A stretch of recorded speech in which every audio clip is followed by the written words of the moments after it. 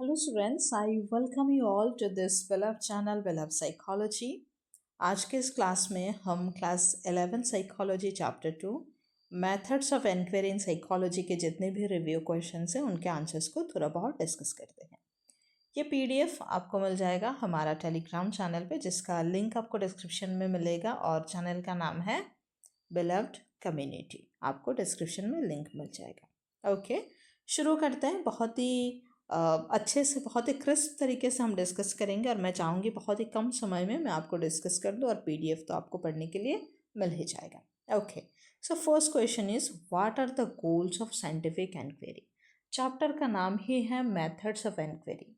Enquiry in the sense जो हम data collect करते हैं, फिर उसको एनालाइज करते हैं, फिर उससे कोई कंक्लूशन निकालते हैं और फिर उसका जो लर्निंग्स है उसको हम फिर से यूज़ करते हैं। यही होता है ना एक साइंटिफिक एनक्वायरी।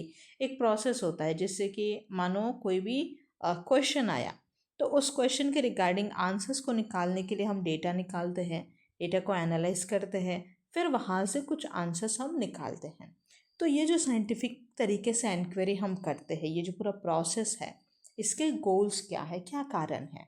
ओके, सो पहले हम देखते हैं कि एक साइंटिफिक एनक्वायरी होता है क्या, और यही तरीका है आपके आंसर्स लिखने का। मैं आपको शायद पहले भी बता चुकी हूँ, और अगर ये वीडियो आप पहली बार देख रहे हैं तो मेरे हिसाब से एक परफेक्ट आंसर लिखने का जो तरीका है वो यही है कि आपके क्वेश्चन के हिसाब से जितने मार्क्स का आपको क्वेश्चन लगे या फिर जितने वर्ड्स का लगे, उस हिसाब से जो भी कॉन्सेप्ट दिया है, जिसके जो जो भी टॉपिक है जिसके बारे में सवाल पूछा गया है, पहले एक या दो लाइन में आपको उस टॉपिक को एक्सप्लेन करना है और फिर जो भी क्वेश्चन है आपको उसके आंसर को आपको लिखना है।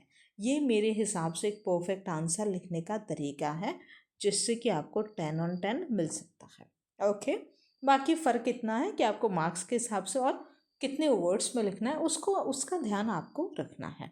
Okay, so scientific enquiry aims to study behavior systematically and objectively in order to understand and use psychological knowledge। तो जो साइकोलॉजिकल नॉलेज है उनको समझने के लिए हम सिस्टमेटिक और ऑब्जेक्टिव तरीके से जो बिहेवियर की स्टडी करते हैं, मतलब साइंटिफिक तरीके से जो बिहेवियर की इंक्वायरी करते हैं, वही साइंटिफिक इंक्वायरी है। अब इसके गोल्स क्या हैं? ओके, सो पहली बात तो जो गोल्स है उसमें 5 हैं। DPECA, आप इसको इस तरीके से भी याद रखो, DPECA। Okay, so first one is description. तो कोई भी बिहेवियर है, हम जब उसके बारे में पूरा डेटा इकट्ठा करेंगे, जब इंक्वायरी करेंगे, तभी हम उसको बहुत एक्यूरेटली डिस्क्राइब कर पाएंगे। So the first goal is description. Then prediction. तो जब हमें किसी भी चीज़ के बारे में पता चलेगा तो उस हिसाब से अगला सर्टेन कंडीशन क्या हो सकता है उसके बारे में हम एक फॉरकास्ट कर सकते हैं, यानी एक प्रेडिक्शन कर सकते हैं। Then comes explanation. अब हमने कोई भी बिहेवियर को आइडेंटिफाई किया, तो जब हम उसका कॉज को आइडेंटिफाई करेंगे या फिर जो कारण है उसको हम एक्सप्लेन करेंगे, तो क्या होगा, हम आगे आने वाले टाइम में कौन से सिचुएशन से, कौन से कॉज से वो बिहेवियर आता है वो हम बता पाएंगे। ओके, देन हमारा है कंट्रोल। तो अगर हमने एक्यूरेटली बिहेवियर को डिस्क्राइब कर दिया, आगे क्या होगा प्रेडिक्ट भी कर लिया, कैसे होता है, कारण क्या है उसको भी एक्सप्लेन कर दिया, तो अब क्या बचा है, अब हम उसको कंट्रोल भी कर सकते हैं क्योंकि उसके बारे में सारी चीज़ें हमें पता है। So the fourth goal is control and then the fifth one is application. अब हमें इतनी नॉलेज पता चल गई है तो हम उस नॉलेज को यूज़ करके कोई पॉजिटिव चेंज तो ला ही सकते हैं, है ना। सो ये 5 DPECA is your goals of scientific enquiry। Done with first question, let's move to question number 2। Okay, question number 2, describe the various steps involved in conducting a scientific enquiry। तो फिर वही बात, तो साइंटिफिक इंक्वायरी क्या है हमने पहले भी देख लिया।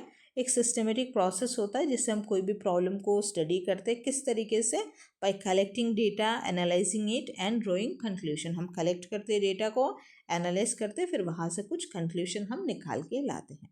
मेरा जो फ़ोन है ना वो बीच में मेरा डिस्प्ले ख़राब हो गया, तो हो गया था, तो कई बार क्या होता है कि मेरा जो पेन है वो काम नहीं करता, कई कई जगह पे मैं मार्क करती हूँ तो वो मार्क होता नहीं है।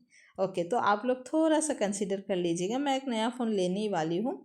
ये खैर मैंने कुछ ज़्यादा थोड़ा अच्छे पैसे देके ख़रीदे थे, तो मैंने डिस्प्ले ठीक करवा लिया नया लेने की जगह। अब देखती हूँ कब तक चलता है। ओके, तो स्टेप्स क्या क्या है भाई? तो वही बात है, पहले तो हमें प्रॉब्लम क्या है उसको आइडियलाइज़ करना पड़ेगा, कॉन्सेप्चुअलाइज करना पड़ेगा, मतलब सवाल क्या है, कॉन्सेप्ट क्या है, प्रॉब्लम क्या है, उसको हम आइडेंटिफाई करना पड़ेगा और एक हाइपोथेसिस को फॉर्मुलेट करना पड़ेगा कि ये प्रॉब्लम है और ये कारण हो सकता है। हाइपोथेसिस का मतलब होता है प्रोबेबल सॉल्यूशन, इस टाइप का। फिर जब हमने प्रॉब्लम को आइडेंटिफाई कर दिया, हमने डेटा कलेक्ट करेंगे हम। अभी हमने क्वेश्चन देख लिया, तो अभी हम आंसर्स के लिए डेटा को कलेक्ट करेंगे, जहाँ पे हम क्या क्या करेंगे, हम पार्टिसिपेंट्स को सिलेक्ट करेंगे, कौन सा मेथड जाएगा, कौन सा टूल हम यूज़ करेंगे, ये सब चीज़ें हम देखेंगे और उस हिसाब से हम डेटा को कलेक्ट करेंगे। उसके बाद हम उस डेटा को एनालाइज करके एक कंक्लूजन निकालेंगे और फिर हम उस कंक्लूजन को रिवाइज करेंगे और देखेंगे कि जो हाइपोथेसिस हमने पहले बनाया था उसके साथ क्या ये सही बैठता है, और अगर बैठता है तो वेल एंड गुड, और अगर नहीं बैठता है तो क्या होगा कि अगला कोई और बंदा आएगा, कोई नया हाइपोथेसिस बनाएगा और ये जो स्टेप है ये कंटिन्यू होता रहेगा। इसलिए जो रिसर्च है या फिर जो साइंटिफिक इंक्वायरी है ये कंटिन्यूअस प्रोसेस है। तो ये भी सवाल अगर आपको आता है कि साइंटिफिक इंक्वायरी कंटिन्यूअस प्रोसेस क्यों है, तो कंटिन्यूअस प्रोसेस इसलिए है क्योंकि इसको कंटिन्यू किया जा सकता है, बिल्कुल ज़ीरो से लेके अगर 1 तक भी आ जाए, लेकिन फिर भी इसको 1 से वापस कंटिन्यू एक लूप की तरह चलता रहता है। Okay, question number 3, explain the nature of psychological data. तो ये जो साइकोलॉजिकल डेटा अच्छा डेटा कहते हैं, इसका नेचर क्या है, किस किस तरीके का, किस किस नेचर का, टाइप का डेटा रहता है। सो पहली बात तो डेटा वो इन्फॉर्मेशंस होती है जो हम लोगों के बिहेवियर, एक्सपीरियंस और मेंटल प्रोसेसेस के बारे में कलेक्ट करते हैं थ्रू सिस्टमेटिक मेथड्स, जिनमें बहुत अलग अलग तरीके के होते हैं, जैसे कि डेमोग्राफिक डाटा हो सकता है, एनवायरमेंटल हो सकता है, फिजिकल, साइकोलॉजिकल एंड फिजियोलॉजिकल हो सकता है, साइकोलॉजिकल इन्फॉर्मेशन, बहुत सारे तरह तरह के डेटा हो सकते हैं। फिर ये जो डेटा है ये कॉन्टेक्स्ट बाउंड भी हो सकता है, कॉन्टेक्स्ट के बेसिस पे भी हो सकता है। देन ये जो है they are related to the theory and method use for their collection, और किस मेथड्स के थ्रू इनको कलेक्ट किया जा सकता है उसके हिसाब से भी डेटा का नेचर हो सकता है, टाइप हो सकता है। देन अब हम उस डेटा को कैसे इंटरप्रेट कर सकते हैं, उस डेटा को सही से इंटरप्रेट करना पड़ेगा और उसके हिसाब से भी हम उस डेटा को एक कॉन्टेक्स्ट दे सकते हैं और इसके हिसाब से भी डेटा का एक और नेचर बन सकता है ना। तो ये तो नॉर्मल बात है, अगर आपको डेटा के बारे में इंफॉर्मेशन चाहिए तो वो आप ये लिख सकते हैं, बट जनरली हमको अगर पूछा गया है कि नेचर क्या क्या है, तो हम अगर demographic, environmental, physical, physiological and psychological लिख देंगे तो वेल एंड गुड हमारा आंसर हो जाएगा।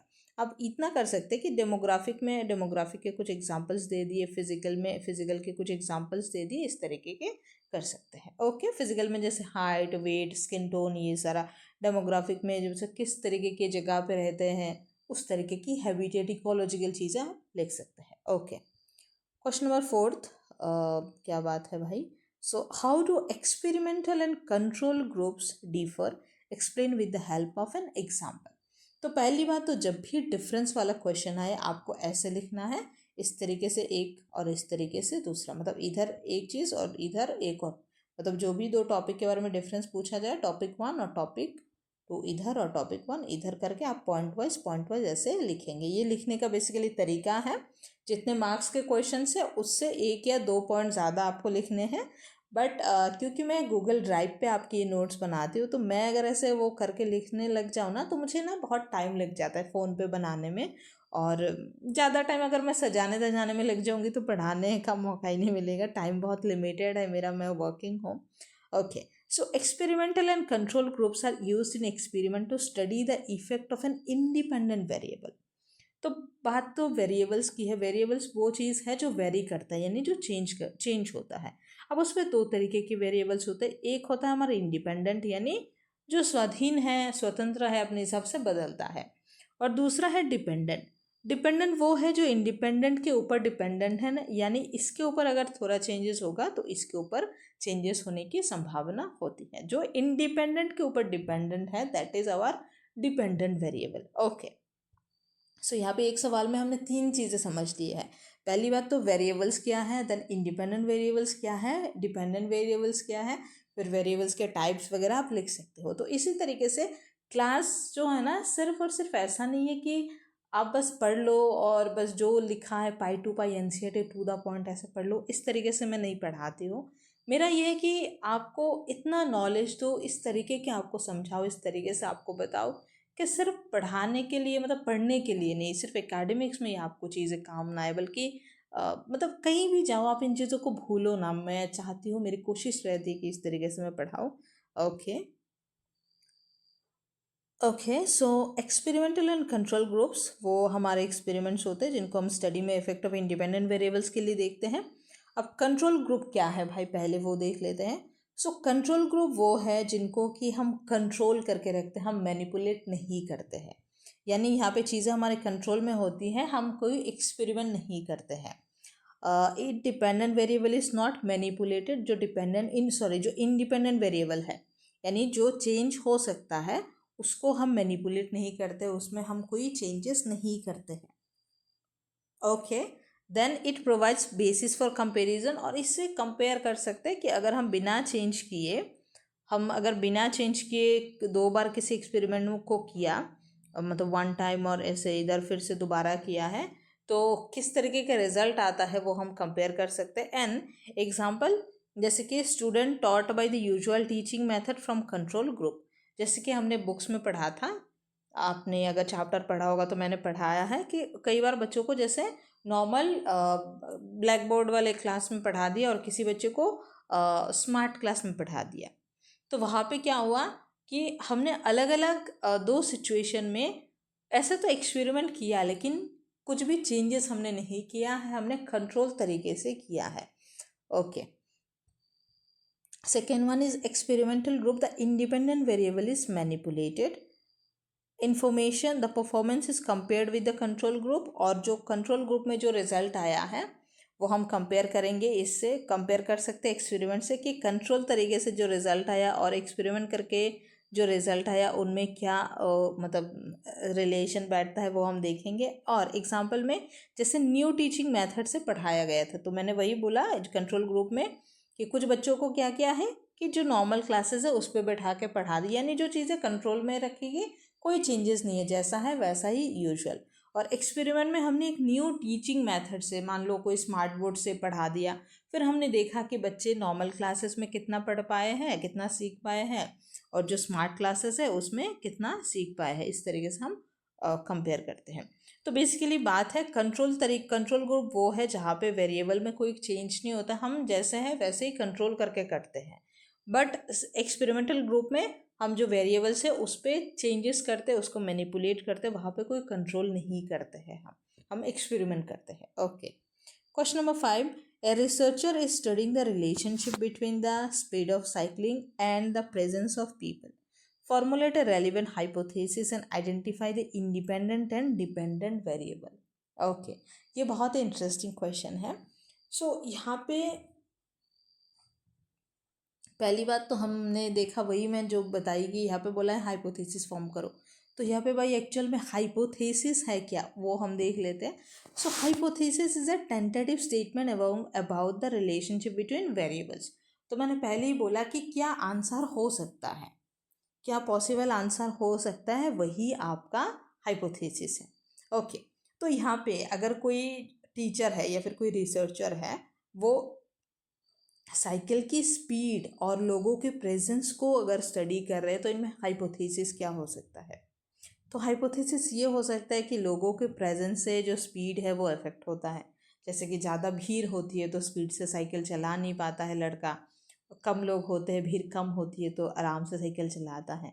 तो इससे इंडिपेंडेंट वेरिएबल क्या है, इंडिपेंडेंट वेरिएबल है प्रेजेंस और एब्सेंस ऑफ पीपल, कि लोग ज़्यादा है या लोग कम है, वो है कि इंडिपेंडेंट वेरिएबल हो गया कि लोग ज़्यादा है या लोग कम हैं, क्योंकि वही तो बदलता है ना, वही तो मैनिपुलेट होता है, और जो बदलता है, जो मैनिपुलेट होता है, वही हमारा इंडिपेंडेंट वेरिएबल होता है। और इसमें डिपेंडेंट वेरिएबल क्या है? Dependent variable is our speed of cycling, क्योंकि लोगों के ऊपर हमारा जो स्पीड ऑफ साइकिलिंग है वो डिपेंड कर रहा है। Okay, so the independent variable is manipulated will the dependent variable is measured. तो जो इंडिपेंडेंट वेरिएबल है उसको हम क्या करते हैं? उसको हम करते हैं मैनिपुलेट, और जो डिपेंडेंट वेरिएबल है उसको हम क्या करते हैं? उसको हम करते हैं मेजर। यानी इसमें मैनिपुलेशन की वजह से इसमें क्या चेंजेस आया है उसको ही हम मेजर करते हैं। Okay, question number 6, discuss the strength and weakness of experimental method as a method of enquiry. अब जो हम एक्सपेरिमेंट करते हैं, जो एक्सपेरिमेंटल मेथड हम यूज़ करते हैं, उसके कुछ स्ट्रेंथ बताइए और कुछ वीकनेसेस बताइए। So experimental method used to study the effect of one variable on another under control condition। तो वही है कि हम एक्सपेरिमेंट कब करते हैं? जब हम चीज़ों को अपने हिसाब से कम ज़्यादा करके कंट्रोल करके एक्सपेरिमेंट करते, वही है। तो इसकी स्ट्रेंथ क्या है? इससे तो पहली बात हम कॉज और इफेक्ट का रिलेशनशिप देख पाते हैं, यानी कितना कॉज होने से क्या इफेक्ट पड़ता है, या फिर क्या कॉज होने से क्या इफेक्ट पड़ता है, वो हम देख सकते हैं, है ना। जैसे नमक कम होने से सब्जी का मतलब टेस्ट ख़राब होता है, ज़्यादा होने से भी टेस्ट ख़राब होता है, तो एक बैलेंस बीच में रखना चाहिए जिससे टेस्ट नॉर्मल हो, तो इस तरीके से देन इससे ये मैनिपुलेशन को करना अलाउ करता है और वेरिएबल को कंट्रोल करना भी अलाउ करता है, क्योंकि हम इसमें मैनिपुलेट कर सकते हैं, वेरिएबल्स को कंट्रोल कर सकते हैं। Then experimental and control groups provide comparison. और एक्सपेरिमेंट मेथड में ही जो दो तरीके के ग्रुप आते हैं, जो कंट्रोल ग्रुप है और जो एक्सपेरिमेंटल ग्रुप है, तो वहाँ पे हम कंपेयर भी कर सकते हैं, यानी इसी एक मेथड में दो तरीके से हम एक्सपेरिमेंट कर सकते हैं और उनके रिजल्ट को हम कंपेयर कर सकते हैं। अब इसके कुछ वीकनेसेस भी होंगी। वीकनेस है कि जो हम लैब में कंडीशन बना के एक्सपेरिमेंट करते हैं ना, वो रियल लाइफ से कभी कभी अलग भी हो सकता है। और दूसरी बात है कि जो फाइंडिंग्स होगी ना, वो हो सकता है उनको जनरलाइज नहीं कर सकते, क्योंकि हमने तो क्या किया है ना, हमने क्या किया है, हमने लैब में अपने हिसाब से सिचुएशंस क्रिएट करके फिर हमने एक्सपेरिमेंट किया है। तो वहाँ पे हम उनको रियल लाइफ से वो मैच होगा कि नहीं वो भी नहीं देख सकते, और क्योंकि हमने अपने हिसाब से एक्सपेरिमेंट किया है, कंट्रोल किया है, तो हम इनको जनरलाइज भी नहीं कर सकते। Okay, and some variables can not be manipulated due to ethical reasons. और कुछ ऐसे भी वेरिएबल्स होंगे, जैसे हम कहते हैं ना कि एक्सपेरिमेंट में हम तो मैनिपुलेट कर सकते, बट एथिक्स की वजह से हम शायद नहीं भी कर सकते, तो वो भी तो इसका जो मैं पूरे स्टडी का जो क्लेम है वही सही नहीं बैठता है यहाँ पे। ओके, क्वेश्चन नंबर 7, क्वेश्चंस बड़ा लेंदी लेंदी दे दिया इस चैप्टर में। Doctor Krishnan is going to observe and record childrens play behaviour at a nursery school without attempting to influence or control the behaviour. Which method of research is involve and explain the process and discuss its merits and demerits. फिर वही बात है कि merit बताओ, demerit बताओ और कौन सा मेथड है। तो पहली बात तो, अगर जो कृष्णन जी हैं, डॉक्टर कृष्णन जी, वो बच्चों के प्ले को देख रहे हैं, रिकॉर्ड कर रहे हैं कोई बिना इन्फ्लुएंस के, तो पहली बात तो देखना क्या होता है, ऑब्जर्व करने का मेथड ही ऑब्जर्वेशन है। बट यहाँ पे कैच ये है कि वो पार्टिसिपेट नहीं कर रहे हैं, वो इन्फ्लुएंस नहीं कर रहे हैं, कंट्रोल नहीं कर रहे, तो वो किस तरीके से देख रहे हैं, वो नेचुरलिस्टिक तरीके से देख रहे हैं। Okay, so naturalistic observation involves observing behavioural natural setting without influencing or controlling it. तो हमने कोई इन्फ्लुएंस नहीं किया, कोई कंट्रोल नहीं किया, जो नेचुरल तरीके से हो रहा है हमने उसी को ऑब्जर्व किया। ओके, अब इसके ये जो मेथड है, मेथड क्या है? Naturalistic observation. जो रिसर्चर है वो सिलेक्ट करता है जो बिहेवियर को वो रिकॉर्ड करना चाहता है, या फिर जो बिहेवियर को वो एनालाइज करना चाहता है। अब इसके मेरिट क्या है? मेरिट तो यह है कि ये बिल्कुल ही नेचुरल सिचुएशन में स्टडी किया जा सकता है, कोई मैनिपुलेशन नहीं, कोई मैनमेड चीज़ नहीं, कोई आर्टिफिशियल चीज़ नहीं। दूसरा चीज़ है, ये बहुत टाइम कंज्यूमिंग है, और जो ऑब्जर्वर है उसके बायास होते हैं, क्योंकि हम में से सब के मन में ना कुछ चीज़ें ऐसी होती है जो हमें सही लगती है, कुछ चीज़ें ऐसी होती है जो हमें गलत लगती हैं। तो अब इस जगह पे क्या होता है कि हमारे मन में बहुत ज़्यादा बायास होती है, कि जो ऑब्जर्वर जैसे देख रहा है वो उसको बायास समझ रहा है, मतलब वो अपने हिसाब से सही मानेगा, अपने हिसाब से गलत मानेगा, तो ये उसका बायास होगा। Okay, question number 8, give 2 examples of situations where survey method can be used. What are the limitation of this method? सारे मेथड के लिमिटेशन, यही सारी चीज़ें आपको आने हैं एग्जाम में। तो सर्वे क्या है? सर्वे जहाँ पे वही आपको इलेक्शन के पहले, मतलब इलेक्शन के रिजल्ट के पहले आपका सर्वे फ़ोन करके नहीं पूछते, आपको लगता है क्या लगता है कौन जीतेगा, इस तरीके से जो होती है वही सर्वे होती है, जहाँ पे हम लोगों के एग्जिस्टिंग जो व्यूज़ होती है, ओपिनियंस होती है, वो कलेक्ट करते हैं, और जो सोशल कंडीशंस है उनके बारे में भी हम चीज़ें पता करते हैं। एग्जाम्पल, कोई भी इशू के बारे में लोगों का एटीट्यूड पता करना, और कोई भी social facts, literacy rate, income पता करना, यही सारी चीज़ें आएंगी एग्जाम्पल्स में। लिमिटेशन में क्या है कि जो रिस्पोंडेंट्स है वो हो सकता है एक्यूरेट इन्फॉर्मेशन ना दे, इनएक्यूरेट इन्फॉर्मेशन दे, यानी गलत चीज़ें बता दे। कुछ लोग अपनी जो एक्चुअल बिलीव्स है वो शायद रिवील ही ना करे, हो सकता है उनके कुछ गलत बिलीव्स है, या फिर जो वो मानते हैं वो बताना नहीं चाहते हैं। कुछ दे में give answers they think researcher wants, उनको लगता है कि शायद जो सुनना चाहते हैं हम वही बताएंगे भाई, हम ऐसे जवाब नहीं देंगे जो हमारे मन में है। एंड नॉन रिस्पॉन्स में लीड टू बायास्ड रिजल्ट्स। तो इस तरीके के जो रिजल्ट है, मतलब रिस्पॉन्सेस हैं, वो बायास्ड एक रिजल्ट में मतलब जा सकता है, क्योंकि अभी सही चीज़ें तो बताएंगे नहीं लोग, हो सकता है। तो ये कुछ लिमिटेशंस है। फिर बोला है कि आप इंटरव्यू और क्वेश्चनर में डिफ्रेंशिएट करो, क्वेश्चन नंबर 9। तो फिर वही बात, डिफ्रेंशिएट जब आएगा तो इस तरीके से इंटरव्यू एक तरफ लिखना है, क्वेश्चनर एक तरीके से लिखना है, इस तरीके से आपको करना है।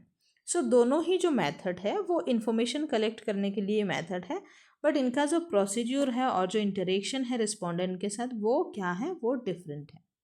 दोनों से ही हम इंफॉर्मेशन कलेक्ट करते हैं। अब क्या है, जो इंटरव्यू है, तो याद रखो इंटरव्यू हो सकता है 1 to 1 भी हो सकता है, और many to 1 भी हो सकता है। सो एक question are asked by an interviewer, जो इंटरव्यूअर है वो खुद सवाल पूछ रहा है, ये फेस टू फेस हो सकता है, फ़ोन कॉल भी हो सकता है, और जो इंटरव्यूअर है वो रिपीट भी कर सकता है, क्वेश्चन को एक्सप्लेन भी कर सकता है। और आप इन चीज़ों को याद रखो, ये ओपन एंडेड होता है, मतलब आपका इंटरव्यू जो है वो आपको सवाल पूछेंगे, आप जवाब देंगे, उस जवाब के तौर पे एक और सवाल पूछा जा सकता है, इस तरीके से हो सकता है। Then it can provide in depth information, क्योंकि आप लोगों के साथ कन्वर्सेशन कर रहे हैं। बट क्वेश्चनर में क्या होता है बेटा, it consist of pre determined set of questions. तो क्वेश्चनर मोस्टली 1 to many होता है, कि एक ही आदमी मतलब ज़्यादा या फिर बहुत ज़्यादा लोगों को, जैसे 100 लोगों को एक साथ में क्वेश्चन दे रहा है और आंसर कलेक्ट कर रहा है। सो pre determined set of questions हो सकता है। देन रिस्पोंडेंट जो है वो रीड करता है और सवाल के जवाब देता है, और ये एक ग्रुप में भी लोगों को बिठा के एडमिनिस्ट्रेट कर दिया जाता है, या फिर मेल के थ्रू भी किया जा सकता है।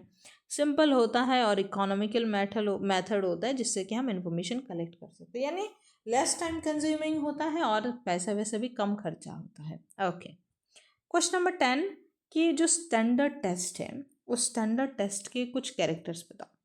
अब हम अब तक बहुत टेस्ट की बात करते आ रहे हैं ना, कि हमारा साइंटिफिक इंक्वायरी होगा, टेस्ट होगा, इस तरीके से। तो वो एक स्टैंडर्डाइज टेस्ट क्या, कौन सा होता है? एक अगर साइंटिफिक अगर एक टेस्ट है, स्टैंडर्ड अगर होता है उसका, तो उसके क्या कैरेक्टरिस्टिक्स होंगे? सो a standardized test is an objective psychological instrument with uniform procedures for administration, scoring and interpretation। यानी इसके जो प्रोसीड्यूर्स होंगे ना वो यूनिफॉर्म होंगे, यानी बैलेंस्ड होगा। ऐसा नहीं होगा कि एक जगह पे प्रोसेस एक रहेगा एडमिनिस्ट्रेशन का, स्कोरिंग का, इंटरप्रिटेशन का, और दूसरी जगह पे वो बदल जाएगा, ऐसा नहीं होगा। वो यूनिफॉर्म रहेगा, यानी हर जगह सेम रहेगा। एंड देन ये जो टेस्ट है ये हो सकता है वर्बल भी हो, नॉन वर्बल भी हो, और परफॉर्मेंस टेस्ट भी होता है। अब इसके कुछ कैरेक्टरिस्टिक्स अगर हम देखें, तो पहली बात तो ऑब्जेक्टिविटी। ऑब्जेक्टिविटी का मतलब है कि ये क्या चीज़ कर सकता है, वो पहले से डिसाइडेड होगा। जैसे administration and scoring are clearly specified, कि क्या चीज़ हम एडमिनिस्ट्रेशन करेंगे और आपका स्कोर किस तरीके से आएगा, कितना स्कोर आने पर आपका क्या चीज़ होगा, वो सारा चीज़ जो है ऑलरेडी स्पेसिफाइड है। देन इसका आता है रिलायबिलिटी। रिलायबिलिटी का मतलब है क्या ये रिलायबल है, हम क्या इस पर रिलाई कर सकते हैं, यानी क्या इस टेस्ट का जो रिज़ल्ट है वो कंसिस्टेंट है या नहीं।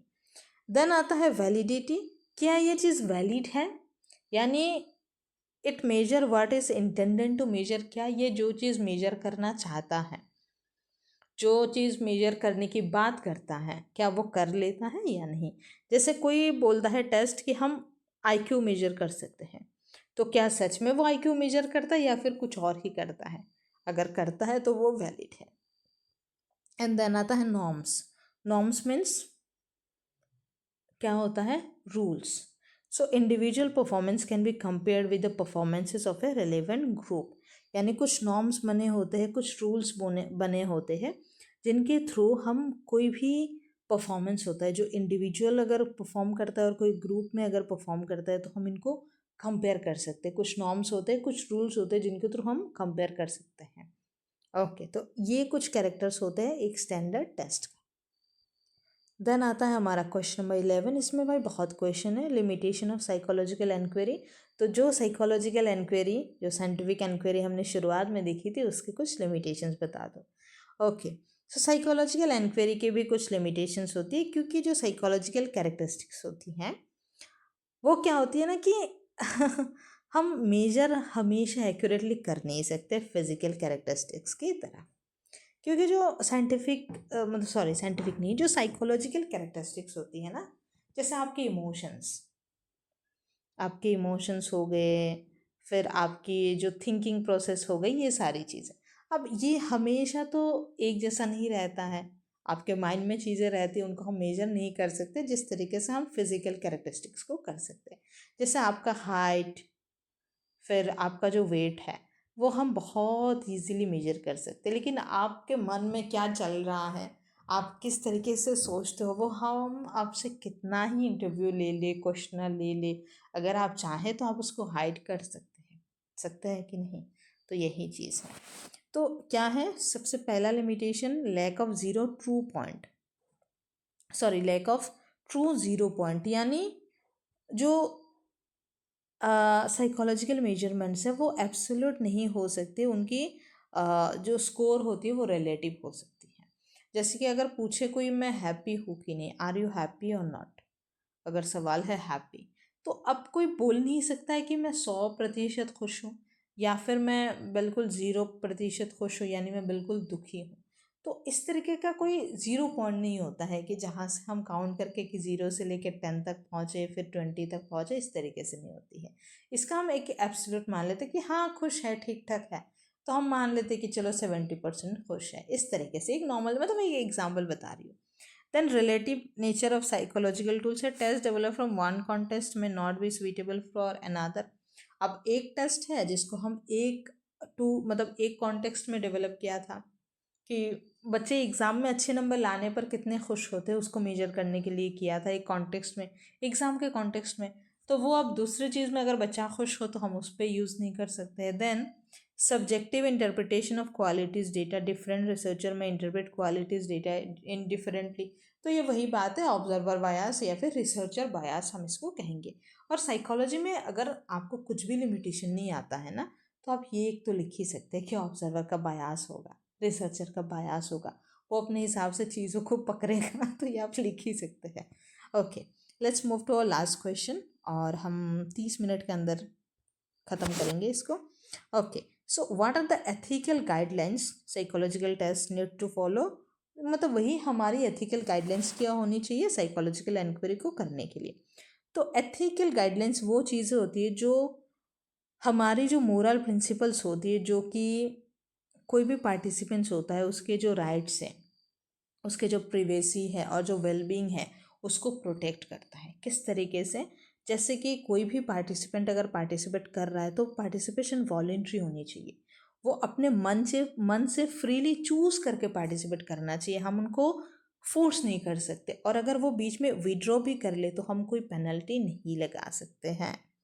देन इन्फॉर्म कंसेंट, हमें पार्टिसिपेंट का कंसेंट चाहिए, कोई भी उनके बारे में हम जो इन्फॉर्मेशन कलेक्ट कर रहे हैं, उनके personal details, personal data collect कर रहे हैं, हमें उनका कंसेंट चाहिए। देन डी ब्रीफिंग, यानी पहले से हम उनको नेसेसरी इन्फॉर्मेशन दे देनी चाहिए कि क्या क्या आपके साथ हो सकता है। देन शेयरिंग रिजल्ट, जो रिजल्ट आएगा ऑफ कोर्स हमें वो पार्टिसिपेंट के साथ शेयर करना चाहिए जो डेटा, जो कंक्लूजन निकल के आएगा। और फिर कॉन्फिडेंशियलिटी, कॉन्फिडेंशियलिटी का मतलब है जो उनका इन्फॉर्मेशन है उनको हमें प्राइवेट रखना है और कॉन्फिडेंशियल रखना है।